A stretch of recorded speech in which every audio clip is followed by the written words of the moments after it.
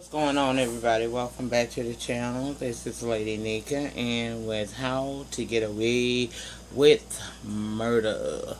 This is season 2, episode 6, entitled Two Birds, One Millstone. And we start this off with Annalise headed into surgery, and child, next thing we see a frantic Frank coming in as they wheeling her into the OR, and he's screaming and hollering about, oh, she can't die, you have to save her. We see a code. The doctor gets on top of her trying to resuscitate her. They have some guy that pulls Frank out of the way and on out, so that they can treat Annalise. And child, you would think that he is absolutely livid. However, once he gets past the surveillance cameras, Frank gets back to his normal self. Child, he calmed right down, got in that car, and laid out in the back seat is Catherine Hapstead, one of the siblings. Next, we see Frank and Laura being freaks, and afterwards he go to take a bath, and while he in there taking the bath, child, she is searching through all his shit, because in the back of her mind, she still think that maybe Frank does know something about the disappearance of Rebecca, but the man done told him no. Okay? Now, over at Oliver and Connor's, he has made a list of things that he wants to know. Is it any of this shit that Connor could have done, because he trying to narrow it down. He don't want him to go to jail. Well, Connor tell him, well, maybe, child, I think I might have overreacted just a little bit. It's going to be okay, And let's not waste time with this. When we got 10 hot minutes, we can get it on. And let's get it on. So they decide that they going to have them a little sex right before work, right? Okay. Now, over at the school, Laurel is telling Wes that he driving them all crazy. Over excessing over Frank being Rebecca's killer along with Annalise. It's got everybody on pins and needles, and no one knows for real what's going on, right?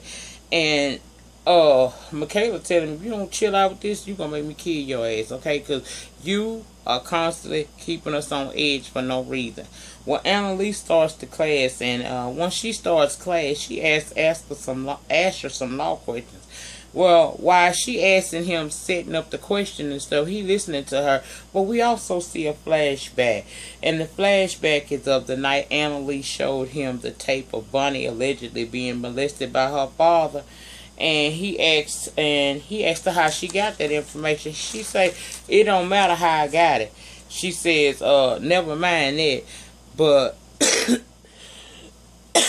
but now you see why Bonnie reacted the way she did to Sam. And we need to protect her, because we love her, and that's what we do. We protect each other. And Asher agreed.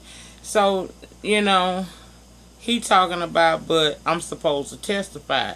And she told him, well, the beauty of it all is he can opt not to, and that will save Bunny, and she will protect him. So let's flash forward back current, and he answers the question correctly, okay? So Annalise goes to Bunny, and she's like, girl, you came through. You finally came through. And Bonnie is sitting there in disbelief, because she's so used to Annalise telling her she done fucked up. Plus the last conversation she had with Asher, you would have thought that he was going to go testify. The dude told her that secrets got a way of catching up with you, even if the police don't. And that he didn't feel that she was a good person because she was doing the shit, right? So Bonnie apprehensive, and Annalise says, you know what, this is all my fault. You so used to me telling you how bad you do, how much you mess up. You are not really prepared to hear me tell you that you have done something well. And this time, I don't know what you said, but it must have penetrated, because he came to me and said he would not be testifying, And Bonnie looking like, alright, I know not to fuck on Annalise shit, but I don't know, I'm feeling some kind of way about it. Well, child, next thing we know, we at Annalise's house, and Asher returns to the fold, and he's saying he couldn't tell them certain things, and they all agree that they don't want to know nothing else. Look, we done heard enough. Every time somebody gets telling us some shit, it puts us deeper into some more bullshit that could have us in jail, okay? Well, Bonnie comes out of Annalise's office, and Frank thanks her for keeping the students together and quiet, namely Asher. Well, Frank notices Wes is looking at him all strange and shit. And so when he gets in Annalise's office, he tell her, look, you need to do something about this situation with Wes because he's obsessed. It's like it's getting on his nerves, and she says she'll deal with him, but right now she gotta go deal with a bitch, okay? And that bitch is old Sinclair, cause we see Annalise go down there to Sinclair office, and she let her know that Asher is now her client, and she tells her that she has plenty to feed the media, from coercion to planting evidence, all in an attempt to further her career, and the media will of course draw their own conclusions, okay? And it wouldn't be favorable for her to continue to harass her or her associates, okay?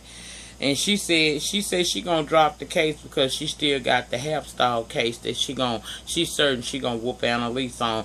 Child, this little girl seems like she just trying to make a name for herself, and she trying to take Annalise down in order to build a name for herself, and we don't know how successful this shit gonna be. Well, we know it ain't gonna be too successful. At some point this bitch gonna come up dead. But anyway, back at Annalise's house, she prepping the students on their clients, the Hapsteads. We dealing with the siblings again, and she telling them why she want to win. She telling them that they owe Caleb and Catherine the best defense possible. She said none of us know whether or not they're truth, that they actually did it or not, and it don't really matter because we were hired to prove that they did not do it. And at that moment the phone rang, and Bonnie tell her that it's for her. She says to tell whoever that is to call back. Well, Barney comes in again as Annalise is talking to the students, trying to prepare them to go be all they can be for the Hapstead siblings. It's Professor Jill Hartford, and she really needs to talk to Annalise. And Annalise is like, tell her I will call her back. I am not interested in going to no anniversary party. Well, once again, Bonnie had to tell her. Bonnie say, look, she say this is important. So Annalise has to take the call, and when she does, Professor Hartford is telling her that, she done killed her fucking husband. He attacked her, and she had to protect herself. Well, Annalise have her explain it all, and she asking is there signs of a struggle. And old girl said that it's some chairs knocked over and some stuff sprayed all over the coffee table. And Annalise tell her to call the cops and say nothing until she get there. Okay, that's gonna be the case of the week. Okay. Well, child, next time we see Asher and Bonnie, they meeting up in the kitchen at Annalise's house, and he apologizing to her for what Sam did to her, and tells her it's not right and it's not okay. Well, she thanks him for not telling on her, and ask about his father, and he don't know. He said he don't know what's going on with his dad right now. He say he ignoring his calls. He asks, can Annalise handle this, and she assures him Annalise takes care of everything, because he worried about what's gonna happen to his dad, because he's gonna pull out of this situation. Well, at the crime scene of the professor and her husband, okay, Annalise gets there, and she pointing out how the police are not investigating the scene right. One cop ain't got no gloves on and things like that.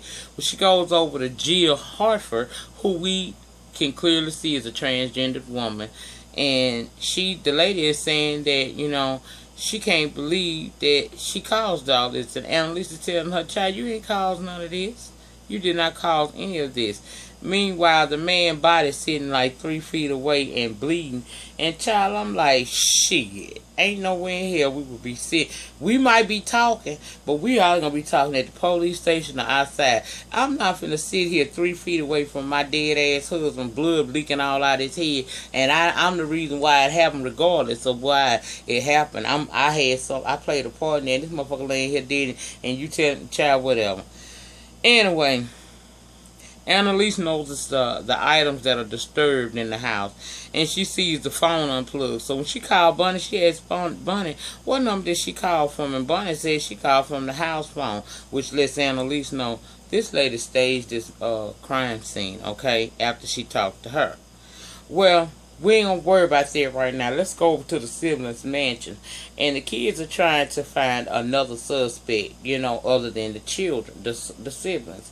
and they going through all the possibilities. And Asher mentions, what about the birth parents, because they might be interested in killing the adoptive parents if they knew that the kids would stand to gain a nice inheritance. Well, the kids automatically ain't trying to hear that. They say that that's not a possibility. And Michaela is in agreement with them, because y'all know Michaela got some special kind of feelings going on, because she come from an adopted family. So she's saying that why would people who gave up their kids to provide them with a better life come back and kill the people who are providing that life that they knew that they couldn't have? And Caleb agrees, which makes Michaela feel like she in there somewhat, because, you know, she got her little crush on him.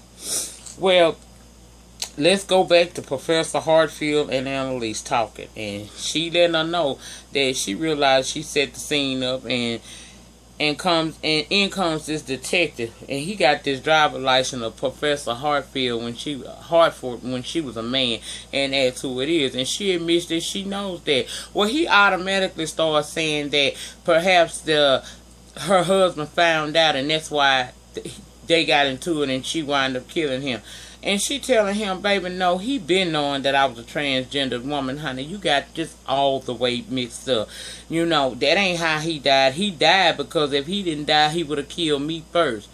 And Annalise telling her not to respond, because she know that the police got a way of trying to draw you into saying shit. But old girl said something anyway. She told him that don't ever try to use nothing like that against her. Cause he came up dead, and the same thing could happen to you. But you know what? In this show, this particular episode, yeah, like they ain't realized none of that was said. I don't know.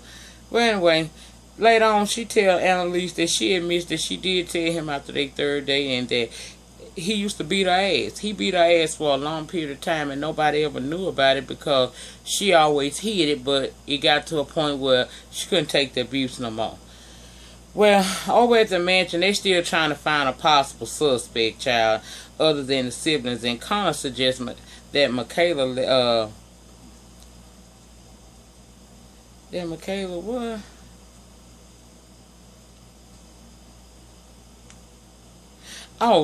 He suggested that Michaela might be interested in hollering at old Kayla, but she pretended she not saying the last time that Connor told her to holler at a dude, he wind up going to jail on drug warrants. Well,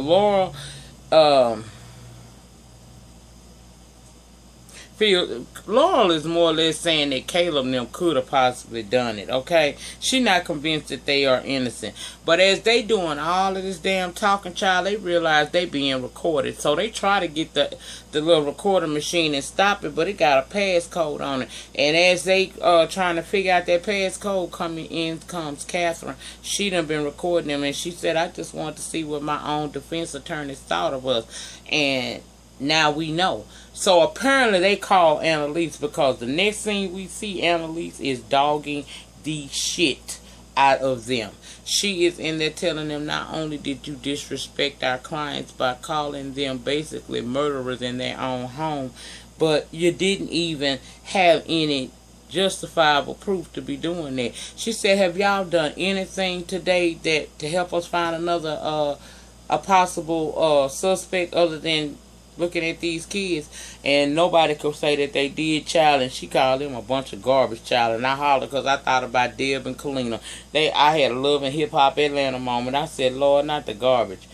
Well, while they're going on, Frank comes in and tell Annalise that Nate's wife died. So next thing we see, Annalise got on her, you know, she got her wig together, child, got her good makeup on, and she done made her old good cobbler, and she on her way over there to Nate to offer him some Christian counseling and cobbler. But he don't want none of that. She knocking at that door. Keep her knocking, but you can't come in. And she has to leave. So she left the cobbler there. Well, the students all talking about finding possible suspects, and the students want to look into the birth parents, but the others, namely Michaela, is against it because the siblings aren't for it as well, okay? Michaela being adopted, she can't fathom that would be something that would happen, okay? Child, Michaela, true. Yeah. She say that the only reason why most of them on edge and them and they going against each other is because West keep everybody on the outs and out. She said that she feel like if he would just chill with his suspicions about Frank and Annalise killing this girl, that they could probably do this case better and return to some semblance of normalcy in their lives. Well, Laura said she heard enough, and she suggests they simply go ask Frank, and they do. And Frank tell them, look, let me tell y'all something, honey. Let me explain something. First of all, y'all not going to be able to go to a friend of mine and pull a gun on him without me fucking knowing about it. You think I wouldn't get a call? I know y'all did that. And I know y'all went to the storage shed. And I know y'all saw that money. But let me put you up on game about really what's going on. The reason why that money is there, because we felt like if Rebecca came back, we could offer her that money to protect y'all asses. You know, y'all were the ones that bound and gagged her and basically kidnapped her. So we have this money set aside in case she decides she wants to reappear. We're going to offer her this to keep you guys safe again. He tell them, I ain't killed Rebecca, and that's it, you know. And it's at that moment that the students come to the house to speak with Bonnie. And she's saying that Professor Harford and her husband, okay, at that moment a student come. Oh, at that moment a student came to the house after he telling them all this shit. A student that that professor lady done sent to the house coming down, and she feeding Bonnie this shit about she saw the professor beating. The professor husband beating on her one night, and she just never told nobody because she was scared. Now Bonnie see through that, Annalise see through that, and she lets that woman know when she goes over to the jail that, you know, how you gonna just have somebody come and say that they saw you, and the woman don't even have, you know, her dates and times and shit ain't together.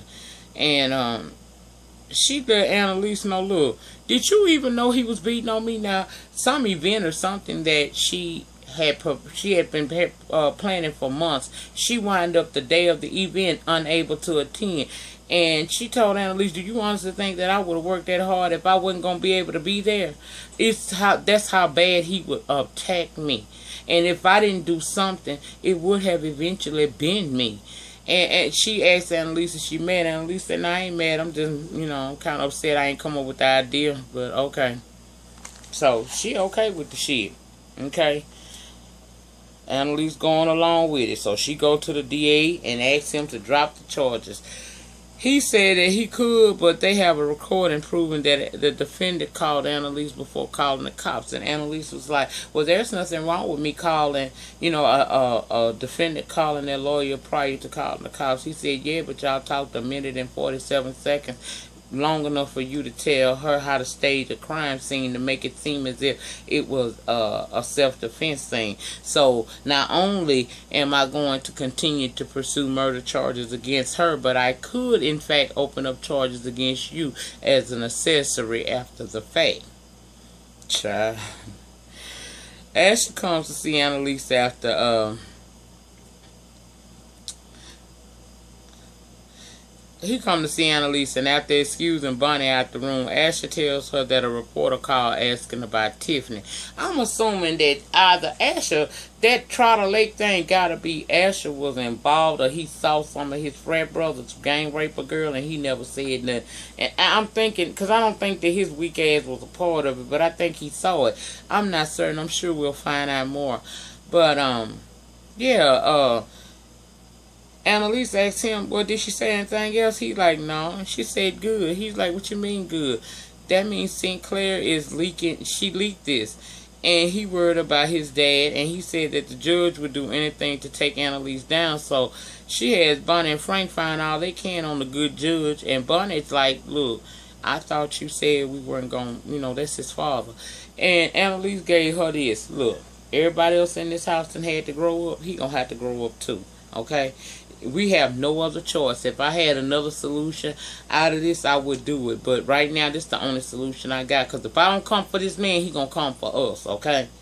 Well, Annalise goes to see the black DA, and she tells him that he will get Sinclair off her back, her and her associates. And he looking at her like, why would I do that? And she tells him that she has proof of fraud and corruption, and hands him a file of Asher Dad, a federal judge, Millstone, where he has been in quite a few cases of.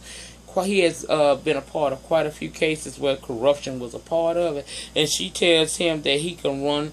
If you leave us alone, and drop this case against Professor Hartford, what you can do is this will help you in your bid for state attorney. Hell, let my client go. I'll even vote for your ass. And he agrees, and Annalise tells Professor Hartford she's free to go. And for a moment, they share a moment. They sitting there talking about, they should feel bad, but Annalise told her, no, you shouldn't feel bad. And the professor basically says she glad he gone, because for years she allowed him to abuse her, and she stayed. And now she don't want to deal with that shit no more, and she glad that he gone. Annalise admitted that she glad Sam ass is dead too, child. So I guess they had a meeting of the, we glad our husbands dropped dead for a minute. Meeting. That's what that was. Well, Annalise tell her to be free and go be the woman she always wanted to be. Boy, that's some shade there. I ain't gonna say nothing. Well, over at Oliver and Connor's house, he hacking into the adoption agency files, and he finds that Helena Hapstall, which is the auntie that got a neck slashed after she was saying that siblings was actually the ones that killed the parents. Yeah. She had a little boy, and she been taking care of this child through secret accounts. And the siblings the children tell the siblings about it, and explain that it could possibly be a suspect. That they may need to go that route. But I don't think the siblings really feel like it's a family member, but this might be one they need to look into, because as we get on, we find out that this could possibly be it. Well, Michaela apologized to Kayla for the students doubting him in the first place, and then he apologizes to her for her boyfriend being locked up, and he basically was flirting with her, and she liked it, and he tell her that, maybe later on when all of this is said and done, me and you can sit down and talk about these situations and stuff that we done been in, and she feeling good about herself, because her pussy wet for this nigga anyway. Annalise goes back to Nate Barron Cobbler yet again. She trying to give him some Christian counseling and some cobbler honey. Well, he don't answer, so she goes to lead the cobbler yet again, but this time he opened up the door. And when he opened up that door, to really spew hate at her for a situation they both were a part of. Now, he telling her some shit about the time I spent in jail and the time I spent in court. That was time away from her when she really needed me, and I blame you for it. But I'm like, whoa, homeboy. From what I seen, season 1, you were a very willing part of every time y'all decided to get together and lay up. You was tossing her around, throwing up against the wall, throwing all in the bed. So yes, Annalise was wrong for what she did, but you played just as big a part as she did in taking time away from your wife, because you knew your wife was sick with stage 4 ovarian cancer. It wasn't for, see, that's what they don't understand. And I hate to say this shit, but I'm going to. Side bitches don't have no, the only thing a side bitch supposed to do is get what she can get. Side bitches don't give a fuck about your family. They don't care about your marriage. They don't care about none of that. And you made her your side bitch. So you was the one supposed to care about Nia's situation. And you can't get mad at her because the woman had died, because we found out in this scene you the one gave her the fucking pills. He gonna tell Annalise about he gave her the pills because he know that she wanted it to end. She was tired of being in pain, and he held her so tight that he could hear her last as she took her last breath, because he loved her like that, and that Annalise would never have someone feel like that about her. Now, bitch, well then, if that's the case, you don't deserve nobody else to love you like that either, because you was cheating on the woman knowing she was sick. So what the fuck?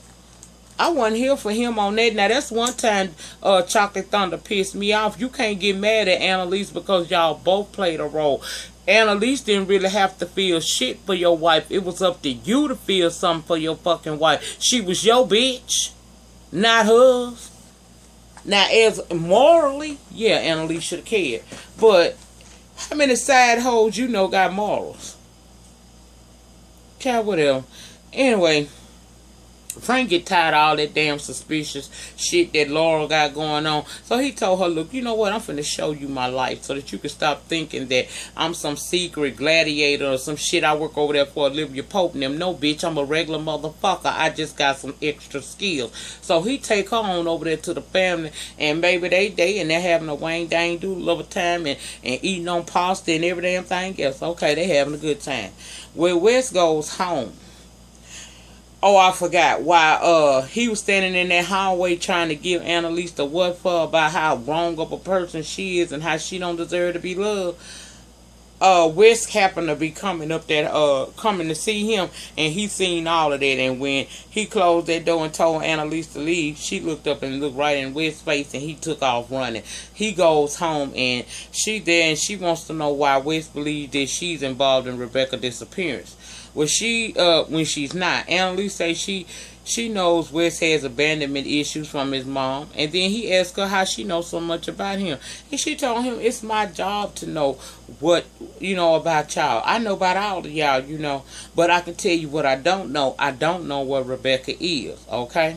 Now let's switch screens, cause we're gonna go to Asher finally meeting up with his daddy, and apparently, by that information that Annalise gave the DA, the district attorney is now opening up an investigation into federal judge Millstone's cases that he's done looking for corruption. So he pissed off at Asher and basically telling Asher that he's done with him. And I don't know why Asher letting it fuck with him, because it look like your dad ain't never gave two fucks about you no damn way. But the man say he done with him and he walks away. Whatever, long as that damn trust fund look right, fuck you.